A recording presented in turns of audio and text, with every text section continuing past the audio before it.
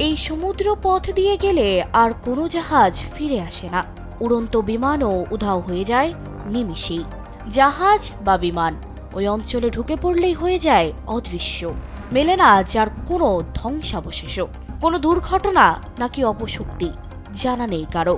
পৃথিবীর বুকেই রয়েছে এমন এক রহস্য ঘেরা জায়গা, যা ডেভিলস সি বা শয়তানের সাগর নামে পরিচিত, যাকে ড্রাগন ট্রায়াঙ্গেলও বলা হয়ে থাকে। প্রশান্ত মহাসাগরের জাপান উপসাগরে এর অবস্থান। এটি জাপান, তাইওয়ান এবং ইয়াপ দ্বীপপুঞ্জকে সংযুক্ত করেছে।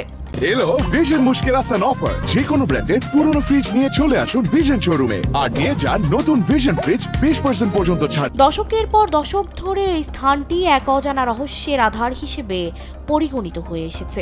এমন রহস্যময়তার কারণে জায়গাটি সাগরের বুকে এক অশুভ স্থান হিসেবে সকলের কাছে পরিচিত।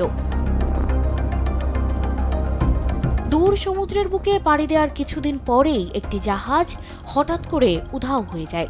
অনেক খোঁজাখুঁজি করেও কোনো হদিশ মেলেনি। জাহাজটি কি কোনো দুর্ঘটনার শিকার হয়েছিল, নাকি সমুদ্রের বুকে লুকিয়ে থাকা কোনো গোপন শক্তির কবলে পড়েছিল? এদের শেষ পরিণতি আসলে কি হয় তা আজও জানা সম্ভব হয়ে ওঠেনি।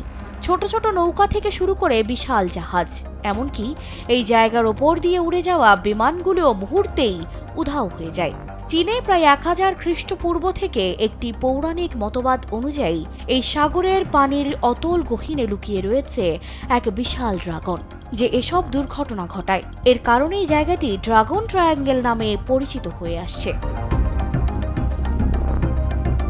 1952 থেকে 1954 সাল এই সময়টাতে মোট 5টি সামরিক জাহাজ এই জায়গা অতিক্রম করার সময় নিখোঁজ হয়ে যায় এবং এতে প্রায় 700 লোক প্রাণ হারান। আবহাওয়াবিদদের কাছ থেকে জানা যায় দুর্ঘটনার সময়গুলোতে আবহাওয়া একদম শান্ত ছিল এবং জাহাজগুলো থেকে কোনো ধরনের সাহায্যের আবেদনও করা হয়নি। এছাড়া 18 শতকের দিকে লোকমুখে প্রায় শোনা যেত অনেকেই এই এলাকায় জাহাজে করে এক রহস্যময় নারীকে প্রদক্ষিণ করতে দেখেছেন। এত সব অশুভ জায়গার ঘটনাস্থল এই সাগরটিকে একসময় শয়তানের সাগর বলে আখ্যায়িত করা হয়। কিছু অদ্ভুত ঘটনা সম্পর্কে জানার জন্য 1952 সালে জাপান সরকার রহস্যের কারণ উদ্ঘাটনের উদ্দেশ্যে 31 জন ক্রু বিশিষ্ট কায়োমারু নং 5 নামক একটি বিশেষ জাহাজ পাঠান।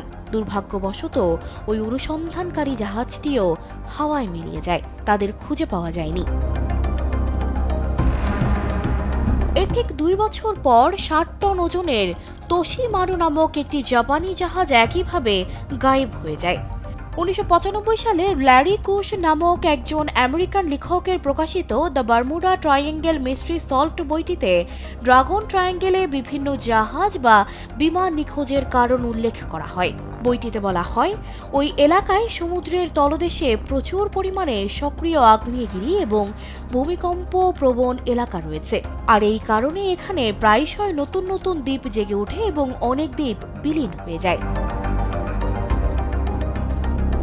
1972 সালে লন্ডনের সাগা ম্যাগাজিনে প্রকাশিত পৃথিবীতে সর্বমোট 12টি স্থান রয়েছে যেখানে তীব্র চুম্বকীয় আকর্ষণ অনুভূত হয়, আর ডেভিলস সি বা শয়তানের সাগরে অবস্থিত ড্রাগন ট্রায়াঙ্গেল এমনই এক জায়গা।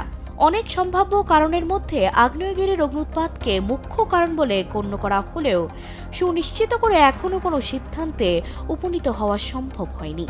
এছাড়া বিজ্ঞান ও প্রযুক্তির কল্যাণে মানুষ অনেকটা এগিয়ে গেলেও প্রকৃতির কিছু রহস্যের কাছে আজও হার মেনে নিতে হয়।